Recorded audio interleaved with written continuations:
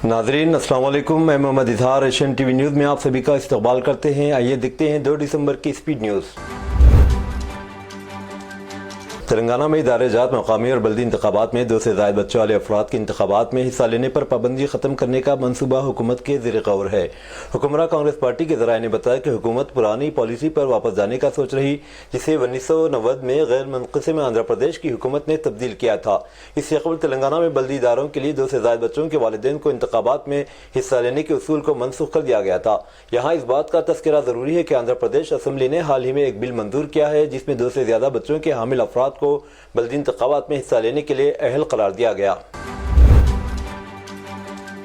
साबिक वजीर और senior BRS leader T Harish Rao ने चीफ मिनिस्टर रेवंत रेड्डी को तेलंगाना की मालियात और रैतु बंधु को माली इमदाद फराहम करने पर खुली मुबाहिस का चैलेंज दिया, जबकि कांग्रेस हुकूमत की तमाम महाजों पर नाकामियों पर तनकीद की। उन्होंने चीफ मिनिस्टर पर इनकी नाअहली, झूठ का प्रचार करने और तेलंगाना के किसानों को धोखा देने का इल्जाम लगाया।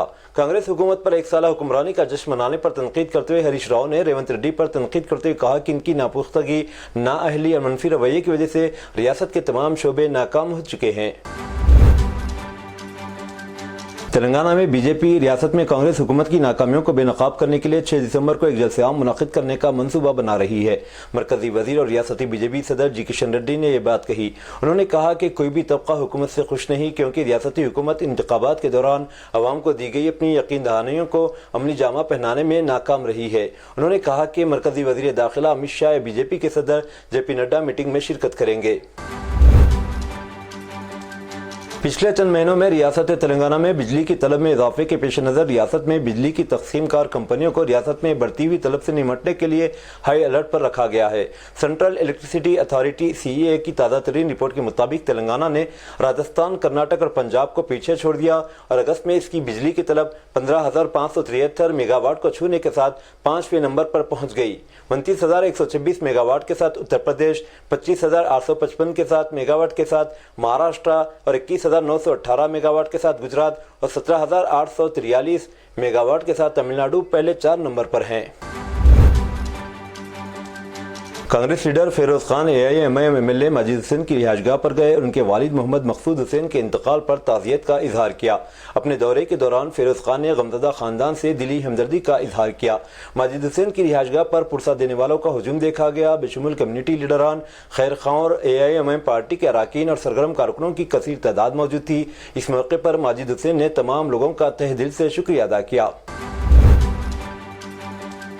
गिरत के नाम पर कत्ल के मुश्तबा मामले में पीर के रोज शहर के मुदाफ़ात में रंगारेड्डी जिले के इब्राहिमपट्टनम में खातून पुलिस कांस्टेबल को इसके भाई ने गला काट कर कत्ल कर दिया।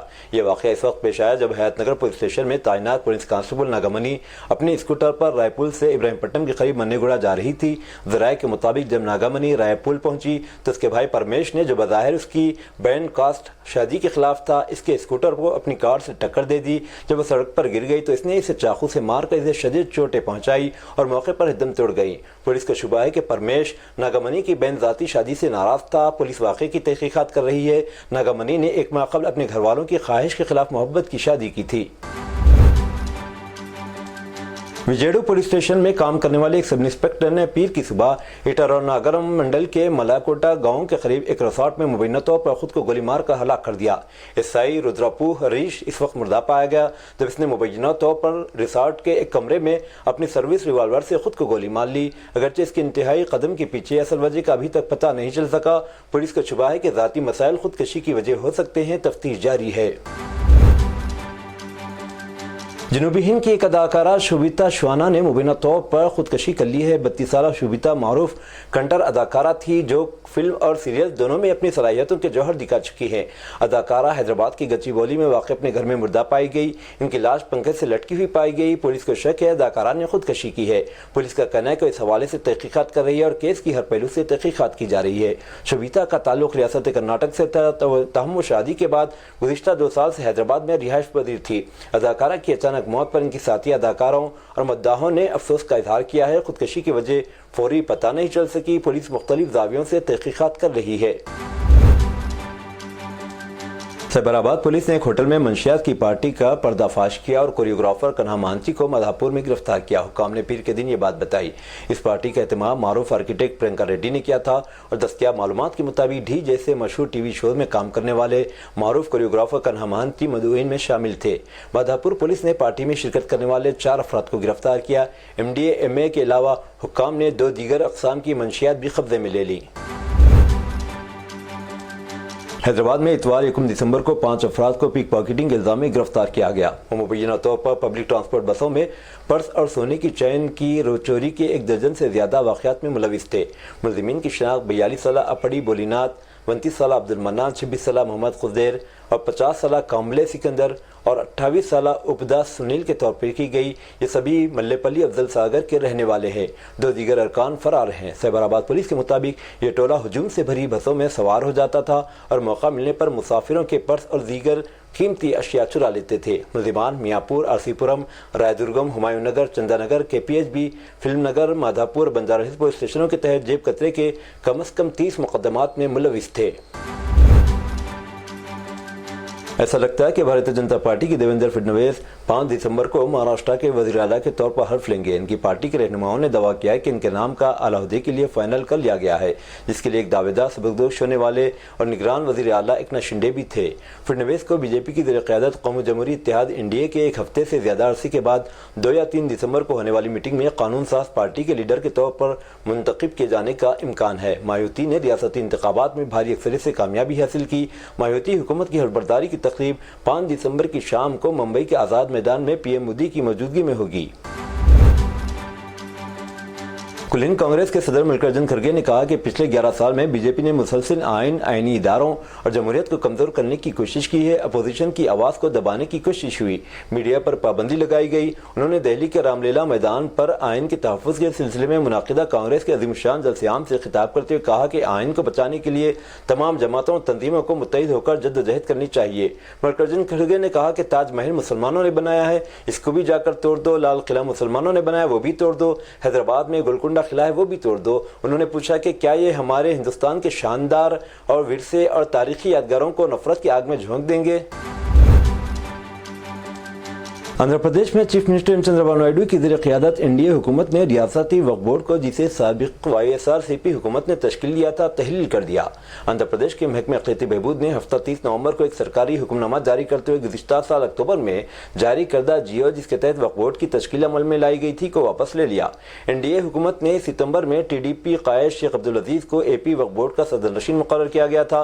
अब्दुल अजीज नेल्लूर के साबिक़ मेयर और मौजूदा सदर पार्लिमानी हल्के TDP नेल्लूर हैं। साबिक़ हुकूमत की जानिब से तश्कील करदा वक्फ बोर्ड को तहलील करने के बाद शेख अब्दुल अजीज की क़यादत में रियासती वक्फ बोर्ड की तश्कील जदीद की राह हमवार होने का इम्कान है। पंजाब के किसानों ने ऐलान किया है कि वो कम से कम इमदादी कीमत MSP पर बहस का मुतालबा करने के लिए इस हफ्ते दिल्ली तक मार्च करेंगे। पुलिस ने आज नोएडा से दिल्ली जाने वाले मुसाफिरों के लिए रुकावटें और इशू एडवाइजरी लगा दी है, क्योंकि किसानों का पहला ग्रुप, जिसकी क़यादत भारतीय किसान परिषद BKP कर रहा, आज अपना मार्च शुरू करेगा। एहतजाजी किसान दोपहर को नोएडा के महामाया फ्लाईओवर से अपना मार्च शुरू करेंगे। मौके से मिलने वाली तस्वीर में दिल्ली जाने वाली सड़क पर बड़े पैमाने पर ट्रैफिक जाम दिखाई दे रहा है। तृणमूल कांग्रेस आज पीर को मगरबी बंगाल असम्बली में वक्फ तरमीमी बिल की मुखालिफत में तहरीक पेश करेगी, जो फिलहाल मुश्तरका पार्लिमानी कमेटी के ज़ेर गौर है। तवक्को है कि वज़ीर आला ममता बनर्जी जारी इस सरमाई इजलास के 6ठे दिन पेश की जाने वाली तहरीक पर बहस में हिस्सा लेंगी। इजलास 10 दिसंबर तक जारी रहने का इम्कान है। मगरबी बंगाल असम्बली में कायद हिज़्ब इख्तिलाफ सिंध अधिकारी ने पहले ही BJP की कानून साज टीम के अरकान को तहरीक पेश करते वक्त ऐवान में मौजूद रहने और बिल पर बहस में पुरजोर अंदाज में हिस्सा लेने का मशवरा दिया है। मोटिवेशनल स्पीकर और मशहूर उस्ताद अवध ओझा, जिन्होंने IAS की कोचिंग दी थी, आज आम आदमी पार्टी में शामिल हो गए। वो आम आदमी पार्टी के कन्वीनर साबिक़ वज़ीर आला अरविंद केजरीवाल और दिल्ली के साबिक़ नायब वज़ीर आला मनीष सिसोदिया के साथ आम आदमी पार्टी हेडक्वार्टर पहुंचे। ओझा उत्तर प्रदेश के गोंडा शहर के रहने वाले और अपने ख़ास अंदाज तदरीस के लिए मशहूर हैं। इन्हें सोशल मीडिया पर भी काफ़ी पसंद किया जाता है। इन्हें सोशल मीडिया पर ओझा सर के नाम से जाना जाता है। वह आए रोज़ सोशल मीडिया पर अपनी बातों और बयानात से मकबूल रहते हैं। حال ہی میں مہاراشٹر میں ایک وائرل ویڈیو کی بنیاد پر کئی لوگوں نے ای وی ایم پر بڑا الزام لگایا ہے۔ اس ویڈیو میں ایک ہیکر نے دعویٰ کیا ہے کہ وہ الیکٹرانک ووٹنگ مشین ای وی ایم کو ہیک کر سکتا ہے اور نتائج کو کچھ سیاسی پارٹیوں کے حق میں کر سکتا ہے۔ اس ویڈیو کو کئی لوگوں، کچھ سیاسی پارٹیوں کے لیڈروں نے بھی شیئر کیا۔ اس پر مہاراشٹر اسٹیٹ الیکشن کمیشن نے رد عمل ظاہر کیا ہے۔ ریاستی الیکشن کمیشن نے کہا کہ ای وی ایم ہیک کرنے کا وائرل ویڈیو فرضی ہے۔ کمیشن نے صفائی دی کہ ای وی ایم کو ہیک کرنا ممکن نہیں۔ ممبئی سائبر پولیس نے اس معاملے میں متعلقہ شخص کے خلاف ایف آئی آر درج کی ہے۔ پولیس نے پیر کو بتایا کہ ایک افسوسناک واقعے میں ایک آئی پی ایس افسر کی ایک حادثے میں موت ہو گئی جب وہ حسن ضلع میں کرناٹک کے حسن ضلع میں اپنی پہلی پوسٹنگ کا جائزہ لینے جا رہے تھے۔ انہوں نے بتایا کہ ہرش وردھن، جن کی عمر 26 سال تھی، کرناٹک کیڈر کے 2023 بیچ کے آئی پی ایس افسر تھے اور ان کا تعلق مدھیہ پردیش سے تھا۔ پولیس نے بتایا کہ حادثہ اتوار کی شام اس وقت پیش آیا جب پولیس کی گاڑی کا ٹائر مبینہ طور پر حسن تعلقے کے کٹانے کے قریب پھٹ گیا، جس کے بعد ڈرائیور نے کنٹرول کھو دیا اور گاڑی سڑک کے کنارے ایک مکان اور درخت سے ٹکرا گئی۔ پولیس نے بتایا کہ آئی پی ایس افسر نے حال ہی میں میسور میں کرناٹک پولیس اکیڈمی میں اپنے 4 ہفتے کی تربیت مکمل کی تھی۔ بریلی سے ایک حیران کن معاملہ سامنے آیا ہے۔ یہاں ایک نئی نویلی دلہن نے اپنے ہی والدین اور بھائی پر سنگین الزامات لگائے ہیں۔ پولیس کے پاس روتے ہوئے پہنچی دلہن نے اپنے والد اور بھائی کے بارے میں جو بات کہی، اس کو سن کر پولیس بھی حیران رہ گئی اور اب کارروائی کی تیاری کر رہی ہے۔ نئی نویلی دلہن نے اپنے والدین اور بھائی پر انتہائی سنگین الزامات عائد کیے۔ دلہن کا الزام ہے کہ اس کے والدین اور بھائی نے اسے دھوکہ دیا، پہلے اس کو ایک بوڑھے شخص کے ہاتھوں فروخت کر دیا، پھر اس کی شادی اسی بوڑھے سے کرانے کی سازش کی۔ اس کے بعد جب اس نے بھاگ کر شادی کر لی تو اس کے والد اور بھائی نے اسے دیکھتے ہی گولی مارنے کی دھمکی دی۔ فی الحال نئی نویلی دلہن ویشنوی نے بریلی کے ایس ایس پی اور ڈی ایم سے اپنی اور اپنے سسرال والوں کی حفاظت کی اپیل کی ہے۔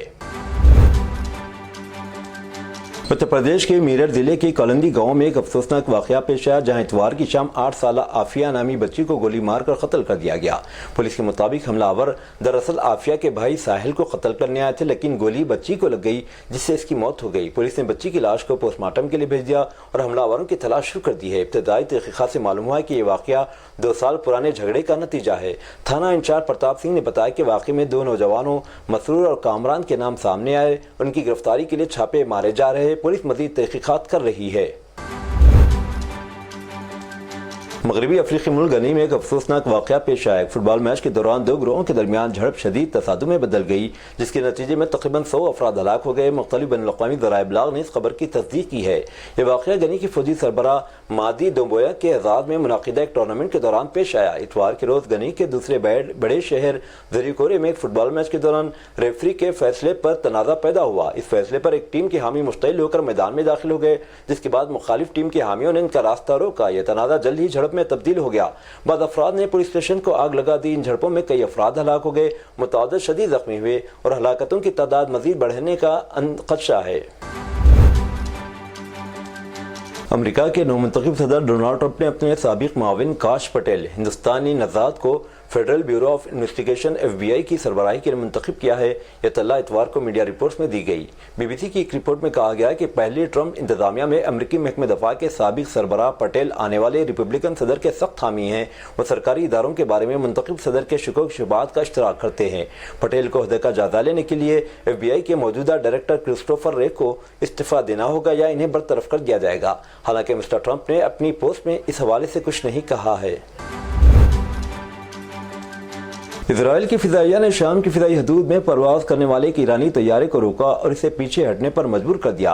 انہیں شبہ ہے کہ وہ لبنانی تحریک حزب اللہ کے لیے ہتھیار لے جا رہا تھا۔ ٹائمز آف دی اسرائیل اخبار نے اپنی رپورٹ میں بتایا کہ ایرانی طیارہ پیغام وصول ہونے کے کچھ وقت بعد اپنا راستہ بدل لیا تھا۔